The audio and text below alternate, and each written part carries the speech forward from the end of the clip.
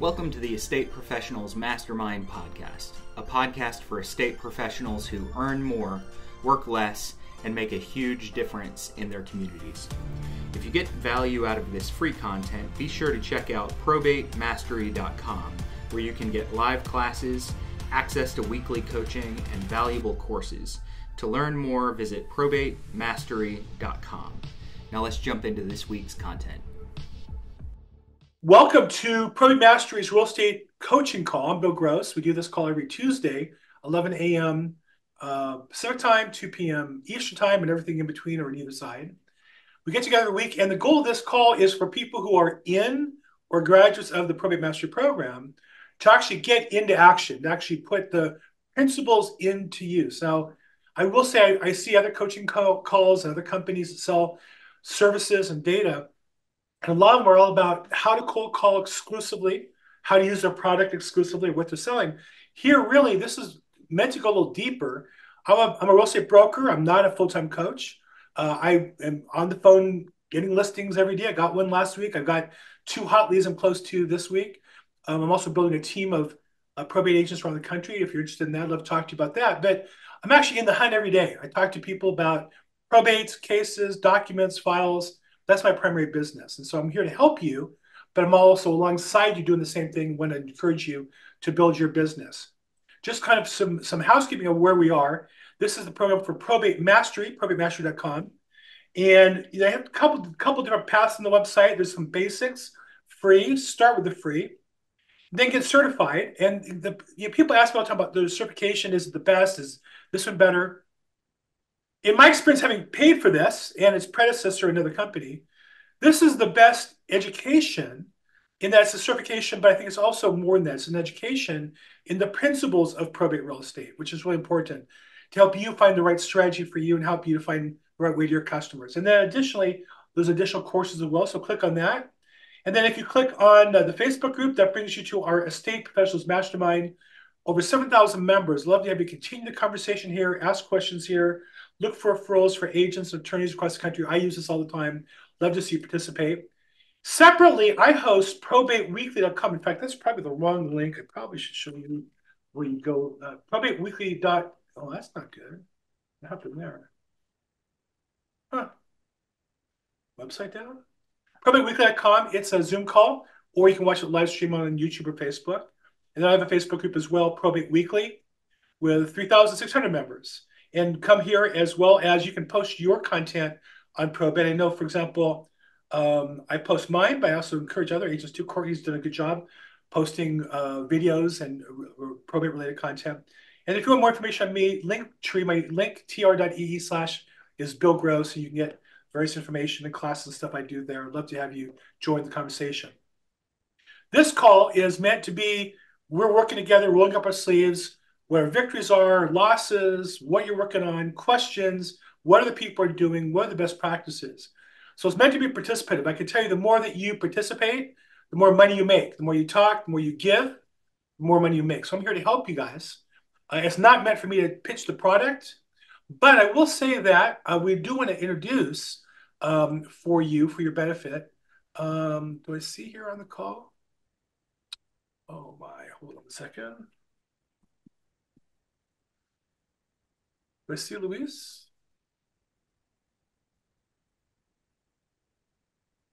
Luis? Hi, Bill. Hey, It's hi. Oh, it Lou. says Lucas. Luis, how are you doing? Good, yourself? Fantastic. So I just want to introduce Luis Gutierrez, who is the client. What's the official term? Yeah, I'm the course advisor for Probate Mastery. I just joined about a month ago. There you go.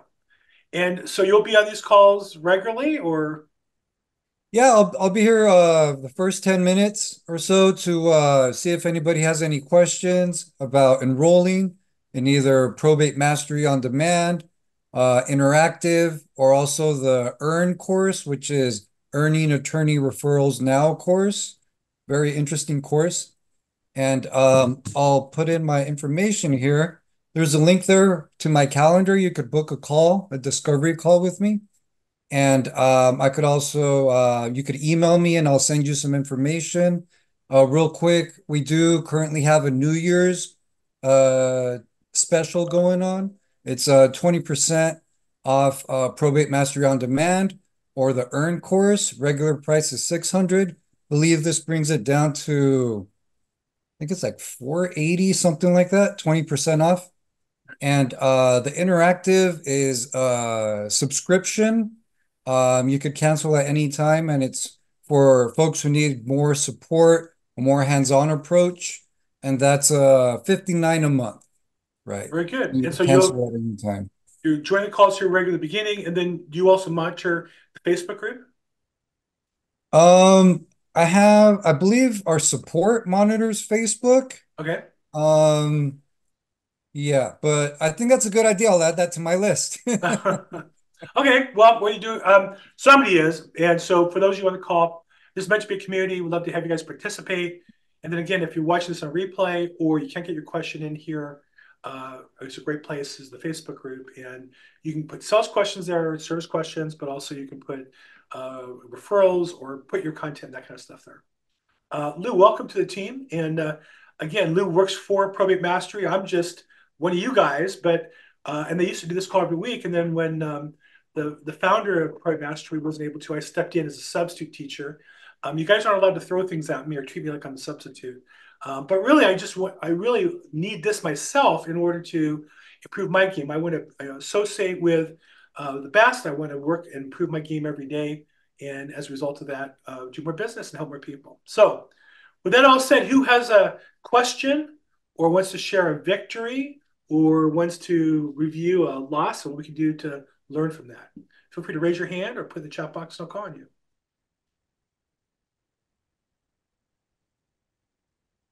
Oh, come on. Ernie, there you go. Hand up, Ernie. What's going on, Ernie? How do you get certified? This is my first call, and Mhm. so I signed up for the course, and I think I've gotten about halfway through one lesson, and I apologize. But how do you get certified in it? Yeah. So, I mean, I think I can answer that as a past participant. At the end of the program, then you fill in the information, you get the certification at that time. Thanks. Sorry. I will say that, and I do answer this question, people all the time, should I get certified? I think you should learn. So make sure you're approaching this, Ernie, not just, and it's nice to have certification, and I use the certification in some of my marketing, but the real value is the knowledge. Knowledge is power. And so make sure that you're approaching this not just to rush through it to get the certification, but use this opportunity to learn. And I think the thing that Probate Mastery does such a good job of, what state, where do you sell real estate, Ernie? Virginia. Okay, so I'm in California.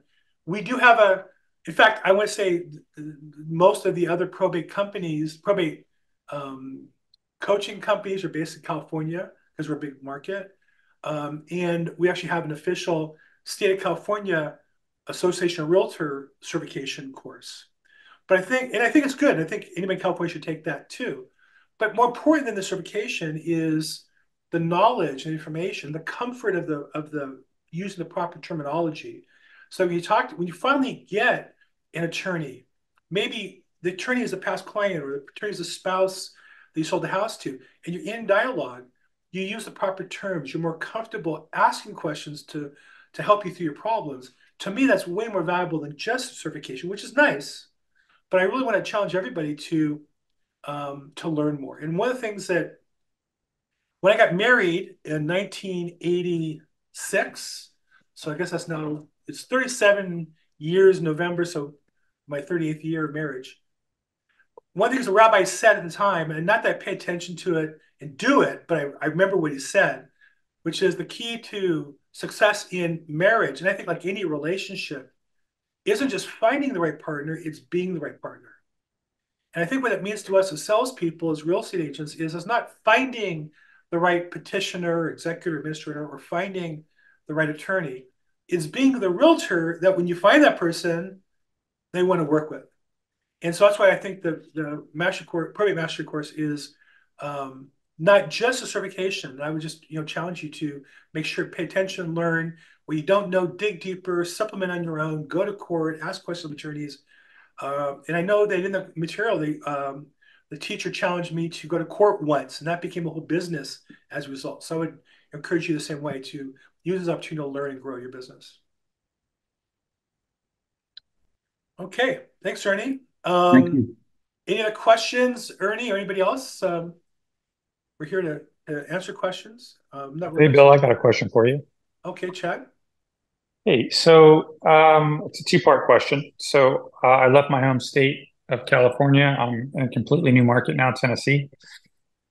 So the two-part question for that would be, if you were me and you woke up in a new state, number one, where would you start? What would be your first steps to try to generate new business? Number two, where do I go to learn the differences between the way that probate worked in California versus Tennessee? And what part of California did you used to live in? Southern California, San Diego area. And what part of Tennessee are you in now? I'm in East Tennessee. So it's like a metro area, or is it more of a rural? It's a mix. I'm out by Knoxville. Okay. So I've literally had a discussion with my closest friends and business colleagues. He's actually my downline in my business as well. Literally moved from Orange County, not too far from San Diego, South Orange County, to near Nashville. I don't remember the exact city. He was naming different metro areas. So I've had this exact question, and I thought through. And I'll say I don't know enough about you. It'd be, like I did with him. We had a whole hour coaching call. We went through his business in detail, and I know him very well. I know his business very well, and I don't know that we've even met before. Had much more of a cursory conversation, if anything. But I would say two things. First is, if you had a business that was working in California, that's an asset. I think the biggest mistake we make is we underutilize the assets we have and we chase ones we want. And so I would think about, how can you utilize the information, the knowledge, the people, the Rolodex, the access that you have in California. Now, if it was that good, you wouldn't be asking me the question because you'd already be using it, right? So by definition, in the agent that I'm referring to, he had a pretty good business that most people his call would trade for. He wasn't happy with the business in terms of the volume. But as I said to him, okay, but that's already maybe half of your audience for whatever your next stage is. So I say, number one, I'd make sure I consolidate, keep, whatever asset I have, names, addresses, phone numbers, emails, social media. Think about that as an asset and how to utilize it. Second, I would make sure I pick my niche that I wanted to be involved with in Tennessee. So if it was probate, that's one answer. In his case, it was he really wants to work with investors. He likes selling people multiple properties. He likes working the numbers. I think he's a little burnt out on the sales part. So I said, well, the obvious answer is market investment property to those in Tennessee. Do the things you need to do to build your business in Tennessee, but also market to people in California. Because I know that people like me who want to invest in real estate may not want to invest in Los Angeles or Southern California, and will be thrilled to learn about good markets with good vendors and good team members. And if you're there and you know those people. And I said, what a great way to build content for him would be to interview property managers, the contractor, the insurance guy in his area, preview property and do that. So that's what I would do, is find that niche, and I would both use that same content to your new area and do things you need to do there, as well as integrate that with your current audience, because you're going to have clients who are going to do two things. One, invest in Tennessee. I know that's true. You know that's true, right? Number two, there'll be other people, presumably like you, that will want to move to Tennessee. In fact, I think other than Las Vegas, Tennessee is the second leading location of moves for Californians. So does that answer, you had a question regarding probate, but does that answer the question as far as general marketing in your business? Yeah, that makes sense. Now, in terms of getting the general knowledge on how probate works in the specific county, Yeah. Any suggestion there? Yeah. Go to the county courthouse. I'd block a day if it was me. And I don't know what county you're in. It doesn't really matter. There's a bunch of counties in Tennessee. It's the one that you're is closest to you. So it doesn't matter which one I would pick. I picked one closest to me, and I would get there at when the courthouse opens, and I would be on a reconnaissance mission all day to learn whatever probate is. I also would go online and see whatever resources the county has and the state of Tennessee have that are online available. underutilized resources. There is what there is. And so you should know everything that there is to share with your clients. And then you should know what there isn't that you can fill in the holes to be of service to those. That's where I would start. And I can just tell you that having done that personally, as a result of probate mastery, I learned things like in LA, I'm sure it's not the case in Tennessee, but just to share with you kind of what the kinds of things you learn, in LA, across the street from the courthouse is the LA Law Library that's funded, I guess, by the bar or somebody. And there's resources there, and attorneys gives free speeches there and meet with clients there. I also learned that there was a coffee shop on the top of the building with a beautiful view over Southern California. Great place to meet with people once you're in court. I learned there's a Starbucks on the first floor. I learned there were share sales. Probate was on the second floor, share sales on the first floor on Wednesday mornings, just by walking around. And I ended up selling probably 2 houses a year by attending share sales, representing buyers of those properties and sellers. So I don't know the right answer, but I would say that's worthy of doing recon. You might find if it's a smaller county, it's certainly smaller than LA. They may only have probate 1 day a week or 2 days a week. They may only have one courtroom or two. But I would know them, where they are, when they are, who the judge is. All that's invaluable information. And then if you're there comfortable, and then while you're there, you're going to bump into theoretically petitioners and attorneys and investors and such. So I would go to court and do some serious recon. I went once and I realized there was a lot more there. And again, I'm in a larger county than you. Just to give you an idea, we have 9 courtrooms that work 5 days a week in Los Angeles County. That's a lot. But, we also have competition. So I had to learn how to find out things that other people didn't know. So I would urge you to go to the courthouse and do my recon in person, and I would do my recon online in detail.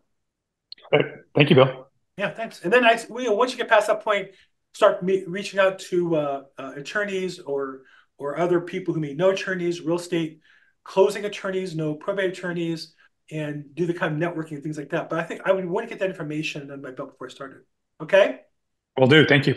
Chad, sorry to lose you. Here's a California resident. Good luck in Tennessee. Stay in touch. Will do. Okay, go Vols. I don't know about that. You're an alma mater is University of Tennessee, Knoxville. How about what's the name of the coach? Oh, Lane Kiffin. You a big Lane Kiffin fan there, Ursel? I would imagine not. I imagine Lane Kiffin's not one of your favorite coaches. Okay. What's the one thing you can do, such by doing it, everything else will be easier and necessary to build business and trade relationships? What's the one thing you can do by doing that? Everything else will be easier or necessary to build attorney relationships. That's a great question from Christina. I think attorneys, if that's your goal, attorneys really respect information and knowledge and expertise. And so that's why I gave the answer I did to Chad, and I would say to anybody looking to get business from attorneys, learn as much as you can so you can ask intelligent questions and learn more. And learn what they need. So, I'll give you an example. I have an attorney who is taking on a good-sized case with multiple. It was a real estate guy who passed, and he has a property management company. He has properties he owns. And so I'm already jumping in to find out what properties he owns, the status of his brokerage. So I know that if he's going to file a petition, he needs to, have an idea of the real estate and the value. So I'm already putting that together for him before he even asks. So if you learn what they need, then you can offer to them and be of service to them. Okay, Stephen Hughes has a comment, but doesn't know how, and a question, doesn't want to raise his hand. So let me see if I can find you, Stephen, and we'll bring you in. Hey, just a couple things, Bill. So I guess this is kind of a win, but I thought it was more interesting than anything. And then I had just a kind of a question or observation for you, and I was curious if you had a comment, or some insight on it. So I went to a networking event that I sometimes go to for some other senior professionals, and I ended up talking to a guy who manages several mortuaries out here. He's just kind of a manager, and we got to talking about what I do and what he does. And I told him I was opening up an estate sale company because there weren't any that were actually physically open in the counties north of Salt Lake County, and it seemed to be kind of a problem that we kept running into. And he said, that's really interesting. He said, well, have you ever dealt with probate before? It's like, yeah, I have. It's kind of the way I got into some of the senior transition housing. He said, we sometimes deal with intestate, where we'll get someone who passed away once a year or two, and of course they don't have anyone who survived, and we get an attorney involved. But we've had a lot of trouble dissolving the personal and the real property, and it actually sounds like you're someone we would want to work with. Essentially, talk to him, his attorney partner, and we're going to all have lunch together and talk about it. So I thought that was kind of neat. It was kind of interesting, just really unique. I think that's just something in this area that, again, no one else is doing, even out here. And this is a big metro market. I mean, we have 17,000 quote unquote realtors. And then, of course, who knows how many investors, and really no one's doing this sort of thing. We just don't have, people just don't have those kind of connections and resources. And but what I have found as I connect with more and more attorneys, and this is where I kind of was curious for your insight, Bill, is I've noticed there are many attorneys with elder care law and estate planning and probate.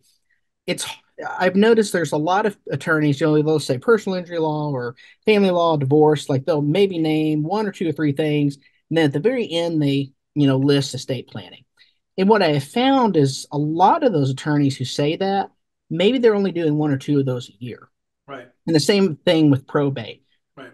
What I have found also is the ones who are doing a lot of estate planning or probate are like very new attorneys. They're like the junior attorney at the firm, and they just like almost are assigned that. It's like, hey, we want you to do all this stuff. Or it's someone who's much older. Mm-hmm. And there's a few people where I found out, oh, they're actually really passionate about this. Like there's one guy, that I really am like, oh, I can trust him because he'll go and speak at senior expos, and some of the assisted living places will trust him. Right. And that's been sort of my observation. I guess if I was going to formulate that into a question, so then you could respond to it, and maybe it's beneficial for other people on the call and then future viewers of this video, is if you're going to make connections with attorneys, you're going out and trying to, um, uh, I don't know if you want to use the word prospect, but you're trying to network with attorneys and that sort of thing.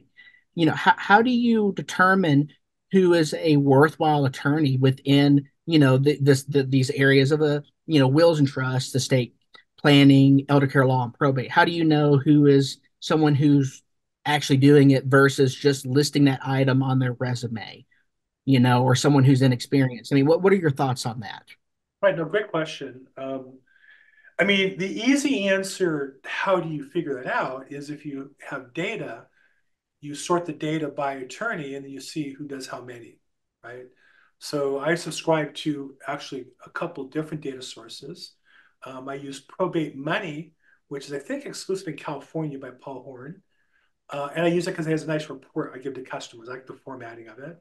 And I also use Retran data, which is very inexpensive, low service level, but I get a lot of data in different counties from them. But one thing I do is periodically download all the case data into a spreadsheet, sort by attorney to see who's doing, how many. Or when somebody calls me and says, I have an attorney, and they'll give me the name, I'll search and see how many cases the attorney has done, so I know who they are, where they are in the pecking order. So that's the easy answer, is if you have the data, to sort the data and analyze it. And I think it's important to do. I don't cold call attorneys. I don't do any marketing to any outbound marketing to any attorney or personal representative personally. I used to do outbound calls and mailing. I stopped that when COVID hit, and all my marketing, just full disclosure, is social media, and I try to get inbound. But when somebody tells me they have an attorney, and I see the guy or gal does several cases, I will treat them differently. The broader question you ask, which is more difficult to answer, is should I focus on the ones that do a lot of cases, or there's a lot that do a little, right? And I don't know the exact numbers, but something like 9% of probate cases in California, in LA County, are done by attorneys who've done 1 or 0 in the last 12 months. And 10% are done by those who do, more than that. And there's a handful, 5% or so, who do, 10 or more cases a year. Now, the challenge is those that do a lot, per year already have people they work with. And you're going to find, and I've interviewed, a couple hundred attorneys by now, 80% of their cases come from realtors. So they can't distribute the leads to realtors, but 20% of the time without crossing somebody who gave them the lead. So they both have their own challenges of marketing, right? Dealing with people who do a lot, they're competitive, they're a high target, everybody's reaching out to them, and they only have so much business to give. And the lower ones only have a deal once in a while. And so I'm sure it varies by market area, and I wouldn't pretend to know, Utah's market. I'll tell you what I do, which is I do social media, which hopefully gets everybody. Anytime I get any attorney, an excuse to talk to an attorney about probate, I at least call them, get their email, get permission, talk to them about sending them something, and then get them on my email list.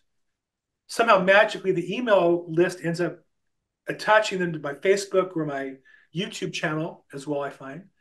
And I put out content in that area all the time. But I don't have a special magical formula that's going to help you be more efficient. That's just what I'm doing. And I'm in LA, and I'm a little different place of business than you are. I'm a little different part of my career than you are. So I don't want to pretend to say I have the right answer. But I will say that I do content. I used to go to attorney bar association events. I am an affiliate in several attorney organizations, and I go to their events.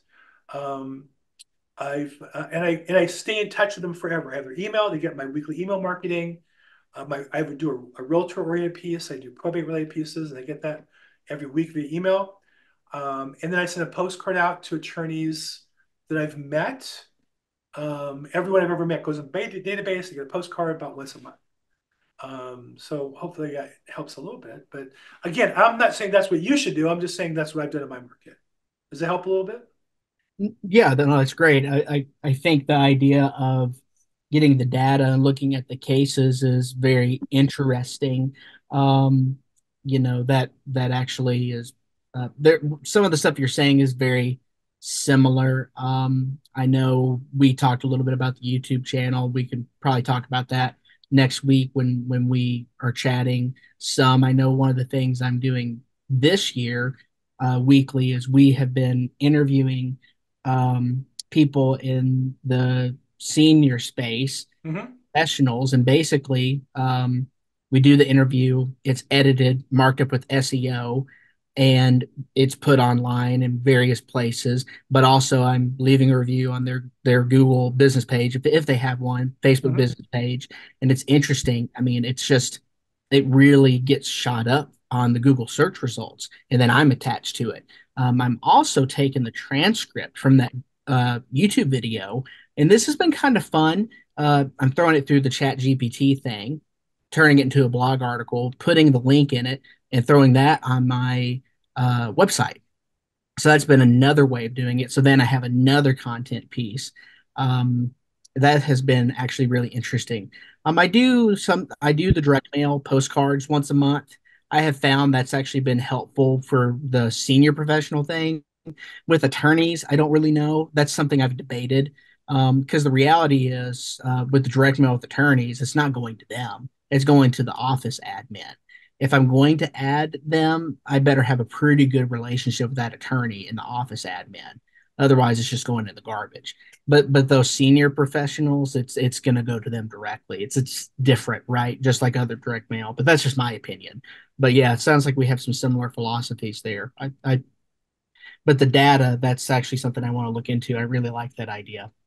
Don't overlook the admins. The truth is, they're often the ones that determine the vendors. And I used to work. My father was an attorney. I used to work in an attorney as an intern, and I can tell you that you overlook the legal secretary or the admin at your own peril. They're the one, they control the schedule. They can get your phone call through. They'll tell you what's going on in the case. So you're right that in most cases these days, direct mail doesn't go to the attorney or you get sifted out. But at the same time, if it goes to the admin, I'm perfectly fine with that. You know, I don't put them in the database to get postcards, but if the admin gets it, that's fine with me. Just FYI. Same if you go to the office. Always make a relationship with the admin, the secretary, receptionist. Always, bring them a gift, bring them a Starbucks card, bring them donuts. Don't walk with a box of donuts and hand to the attorney. Uh, I mean, just I'm letting you know that's number one. And then number two, I love what you talk about. I don't really know doing this. Tell me about the SEO in your video. What is it that you do there specifically that makes your videos more valuable? I understand posting them on the interviewee's Facebook is great. What else? What do you do regarding SEO that makes them more rank higher in your Google? Well, it just, of course, those people have their own businesses, right? And what I found is, so this is not probate, right? This is all the senior transition housing. Um, the senior professionals here, and I think this is happening really in most markets, the way most senior professionals market is pretty old school. They don't have a ton of stuff online because they're still Right. marketing to baby boomers. Maybe in about 20 years, when it's all Gen Xers, it'll change, Right. but there's still a lot of direct mail. There's still a lot of in-person events. It's just very old school. So no one out here has come up with doing some of this stuff online. So I'm kind of the first person to do it. Yeah. So part of it's just I have no competition online. Right. So there's almost no secret there. But these people have businesses. So really all we're doing in the description is just tagging their business if they have a website, their contact information. Of course, we put the location there, um, any other info, just really all in the description box, right? And then again, posting it on Facebook, LinkedIn, if they have a Google business page, their Facebook business page, uh, the specific city changes per video. It typically is Salt Lake City or closer to the main city I'm in, which is Ogden, which is about 45 north of Salt Lake City. I do have a video editor also who's more um, attuned to doing this and experienced in it. I don't want to say who, but I'll tell you later, Bill. I just don't want to say it on the call. Mhm. So I did actually ask someone to help me with it. But it is pretty simple stuff. But if you pull up my channel, I mean, you can see in the description box also how it's done, so it wouldn't be like a total Yeah. secret. Yeah. So it's all pretty much there. And of course, the thumbnail I think also helps in how that's organized. And again, we ask those people to share it through their channels as well. Just like anything else, the more places you post it, the better it does. And then what I found is that these other senior businesses have done none of this stuff. They've done none of this stuff. Yeah.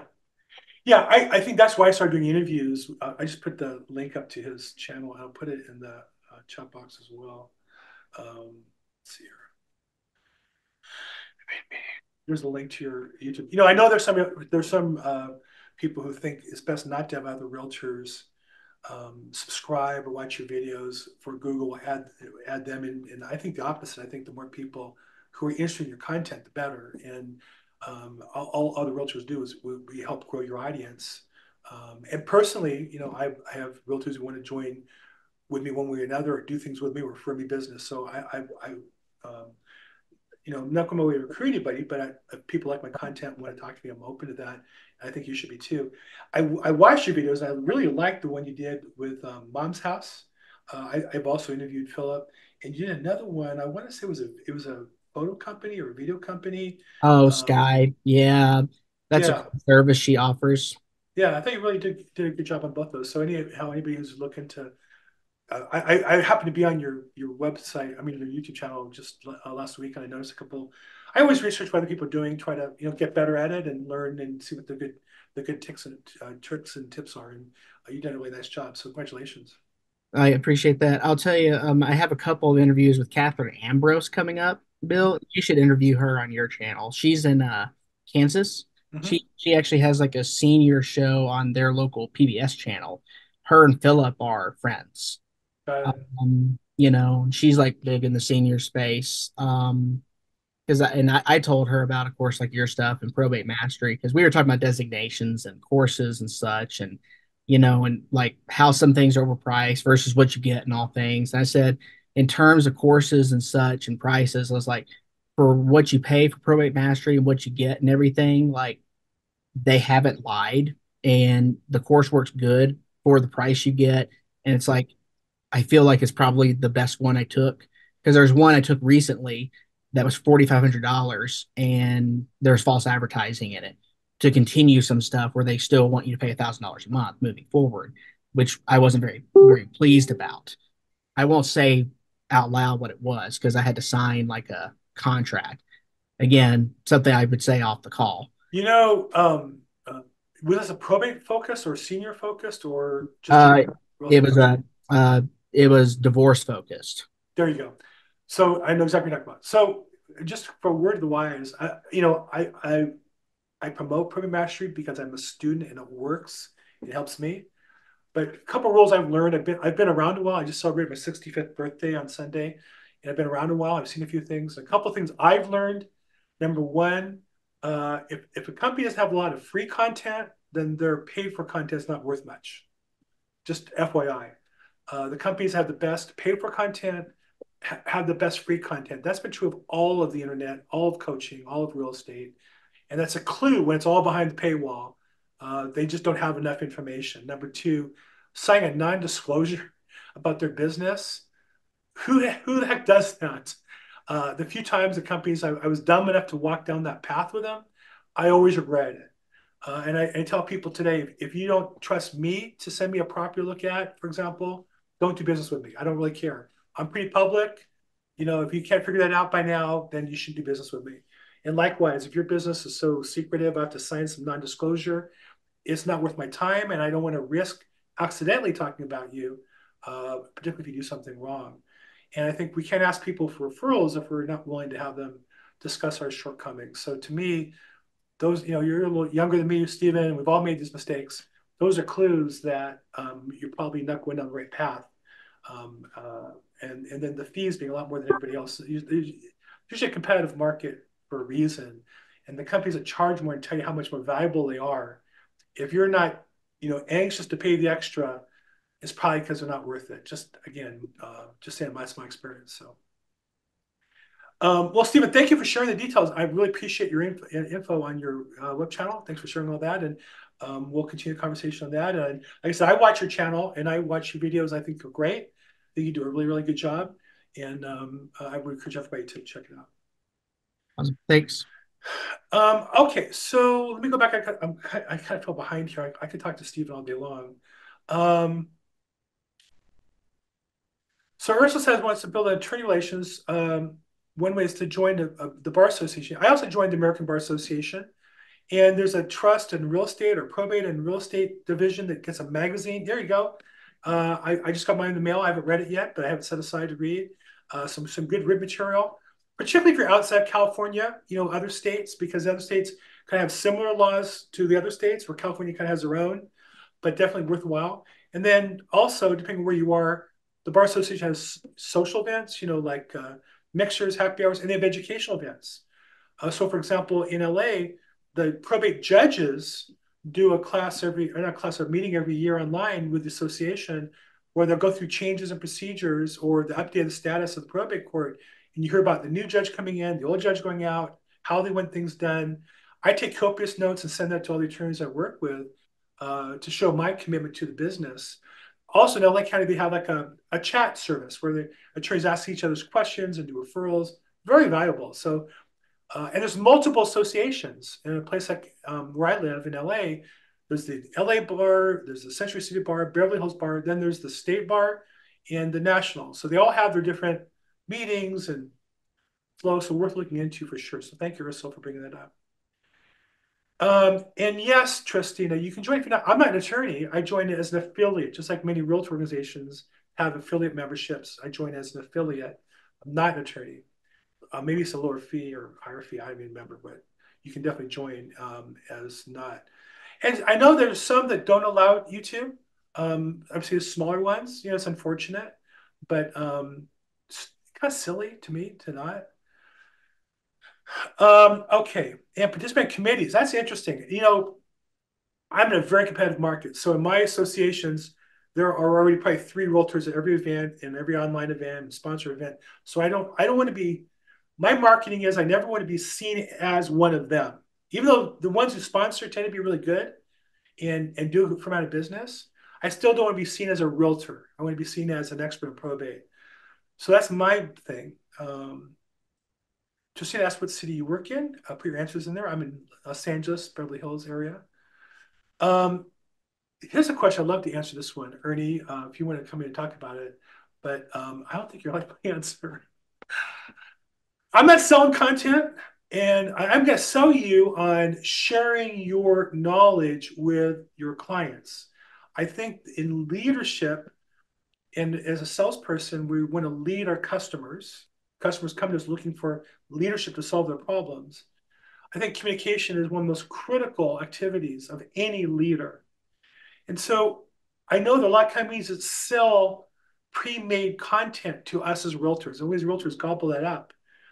And I guess it's better than nothing, but I would really challenge you, and I actually do a class on this. I'm not saying this to promote my class, but I mean, I've gone so far as I was so frustrated with my own team. I made the class to charge money so I can give it to my team members for free so they show up. Because I think this is the most important activity that realtors miss. I believe every real estate agent should have at least a once a week real estate related email to all of their database, and they should repost that on all their social media channels. And that could be Facebook, LinkedIn, whatever, and should also be in video as well as written format. I think it's the most important thing in staying in touch. I think whiz realtors will buy pre-canned content. I don't think that's as effective because the customer's falling in love with your voice. If the voice is somebody else's, it's kind of like Cyrano de Bergerac, where they fall in love with the guy behind the tree and they realize he's not the right person or the bush.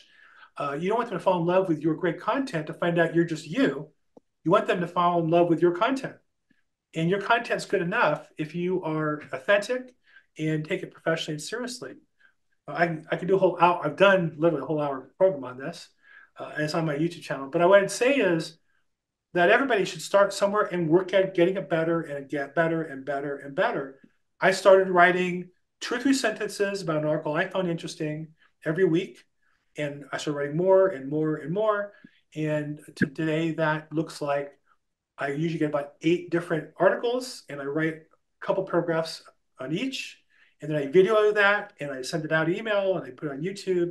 And that really drives my business. And I think that replaces the funnels. I think there's a lot of people who sell realtors. Oh, here's a funnel. And if the person looks left, you go there and right there.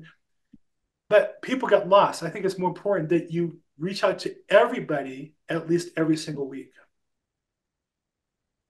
So that's what I said. Do I know of a good content resource? The answer is I don't think there is a good content resource. There's content resources like Keeping Current Matters.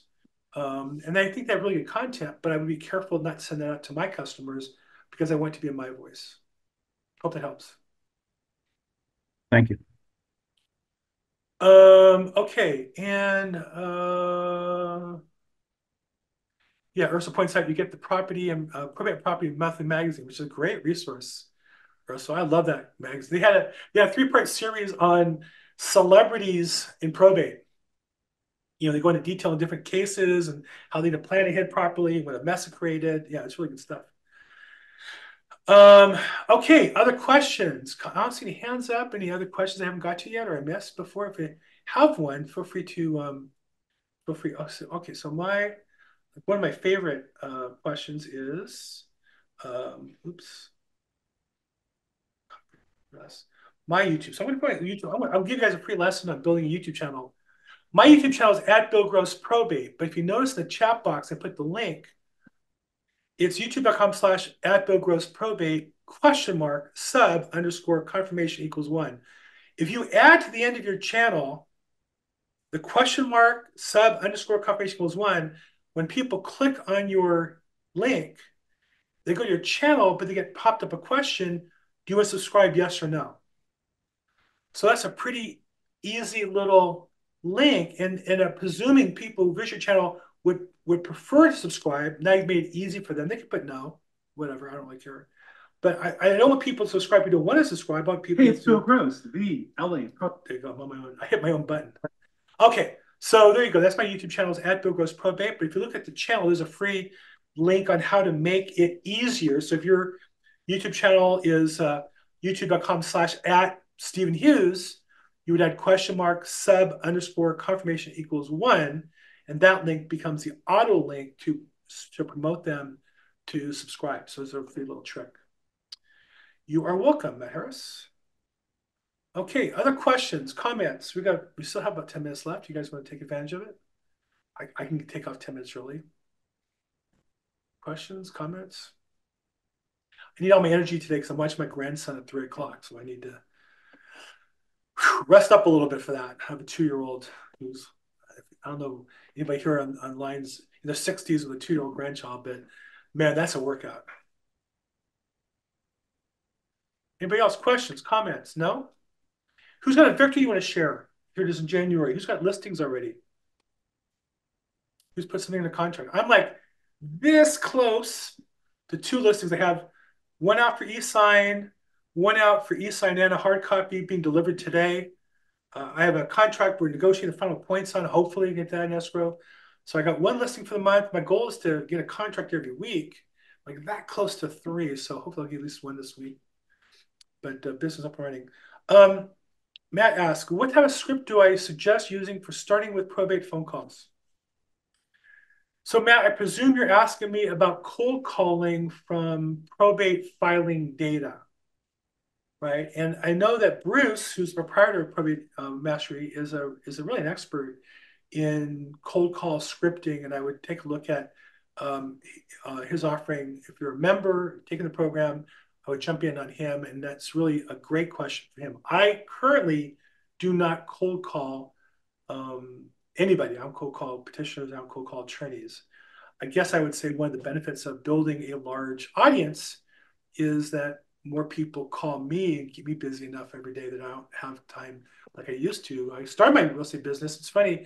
I interviewed yesterday a mortgage lender who I worked with in 2009. And he remembers me as being the cold call example for him for his career. And I did do it for a lot of years.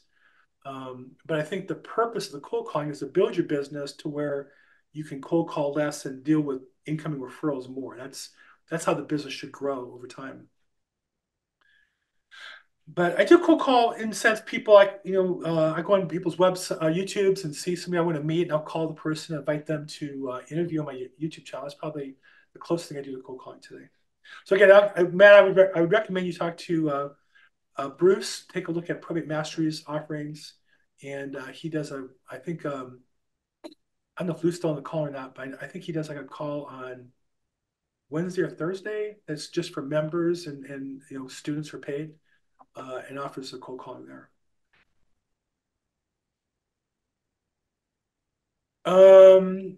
In Probate Mastery Interactive, Bruce goes into things to say attorneys on the building powerful attorney relationships 2-part video. There you go. Yeah, Bruce is very, very good on cold calling. Yeah. And another source for scripts on alltheleads.com. They have a website there. If you search for scripts, they have some videos of the scripts being used, and they have links to PDFs of the scripts. And all the leads, that coach is the founder of Probate Mastery, Chuck Corbett. So you'll probably get some of the same material there. Oh, there's a hand up. Lori Neville. Lori, what's up? How are you? I'm great. How are you? I don't know if you remember me. This is my first time on your call. I'm with Home Advocates, Lee Onish. You were on our call a month or 2 ago after Lee passed. Oh, yeah. Yeah. So I think I've gotten a couple invitations to your call, and today I took it up. I wanted to see what you guys were doing. I have done probate in the past, and I have a question regarding marketing to attorneys. I have a letter that you send up to attorneys and basically saying that we can. Well, the question I have is that we can give a referral to them for referring their clients to us, and I'm not sure how if that's right or not. And I wanted to check that out before I actually send a letter out. I mean, we can give referrals if it's on the closing disclosure, correct? So you're saying you can offer referral fees to attorneys in Right. exchange for them Because I referring know your that could listings. also be a RESPA violation. So, Yes. and I've had this letter for probably 2 or 3 years, and I got it from a coach that I don't see around anymore. So I just wanted to make sure it's actually legitimate before I send it out. You know, I don't use it, so I can't speak from personal experience. I believe that attorneys are allowed to receive referral fee. Keep in mind that referral fees have to be sent to a broker, and so they'd have to be licensed and have a broker they hold the license with, or be a broker themselves and get the fee that way. Have it disclosed, and then whether it's okay for the attorney or not, they have some professional ethics issues in that is the referral in exchange for work they've done. So if you're an attorney and they're going to say, "Oh, I reviewed the contracts," because most realtors don't know what they're doing, or I wrote up certain addendums or things like that, then I think that's what's in mind for them to receive referrals. I think that if the referral is just merely send us a lead and we'll pay you money as a kickback, I think the ethics would say that's probably not acceptable. But attorneys are able to do a wide range of things, and so they would probably properly document their work in exchange for that. So, or they might lower the legal fees. That's another option. I've done that where I lowered my realtor fees because I was getting paid as a fiduciary and vice versa. So, and also it's going to vary by state. You're in California, correct? No, I'm in Nevada, but Okay. I did get this letter when I was I'm a Florida broker, and I originally got this letter in Florida, and I was advised not to send it out. But it seems like if it's on the closing disclosure and it's disclosed, and we're being paid through escrow, I don't see how it would be an issue. So I wanted to revisit that again. Yeah, well, you have two questions. One is, can you pay it as a realtor? And the second is, can the attorney receive it? And the attorney has to make that decision. I know Well, I've had I'm wondering if attorneys. they can pay us, because the letter says, send me your clients and we'll give you 10%, or we'll give you a referral fee. And I think it even had a percentage on it. So I might even need to just reword it before I Is send your it question, out. can the attorney pay you a referral fee for the legal fees? Right. Yeah, I think the answer to that's clearly no. Or no. Okay. What was that? For sure, I know that you can't get a referral fee for legal fees unless you're an attorney. I know that's specific. Now, here's the thing about laws. Laws are written by attorneys for attorneys. So, if you wonder why is the one industry that's, just growing like, rats on a ship, it's because attorneys wrote the laws for attorneys, and very hard to discipline, very hard to limit what they do. And they also keep the competition limited.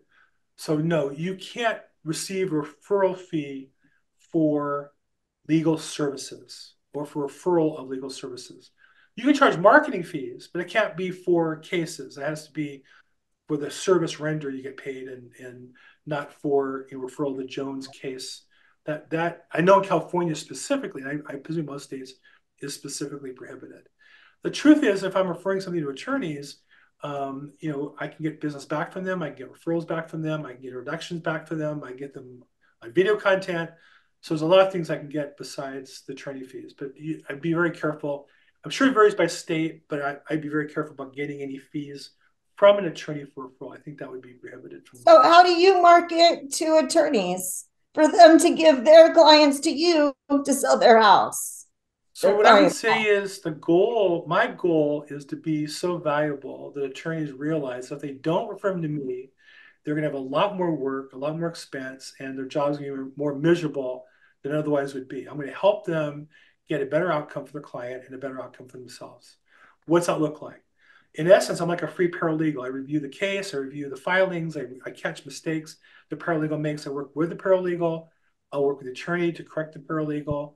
I will, contact the attorney and act like an attorney to the extent I'm allowed to in terms of negotiations and things like that. So I think the answer is a lot of things I do. But the one thing I try to do is be so indispensable that they need to use me, because not using me is more painful. And so that could be a lot of different things. You know, I have a very good attorney, and he asked me for some data, and I know enough to go back and research and find out, okay, that case is filed. The next hearing is in March. He filed these documents. I'll check the probate notes the week before the hearing. I'll check after the hearing. Like, even his paralegal is not that organized on his cases as I am. But it can vary based on who you are, what value you bring to your clients. Maybe it's you market them on your YouTube channel. I do that as well. Maybe it's you bring them to events where they're going to meet other attorneys, or people can refer them business. But the core in any relationship is, what can I do to be valuable to you so that you want to do business with me? Okay, thank you. Lori, thank you so much. Nice seeing you again. You too. Bill, maybe I misunderstood Lori's question.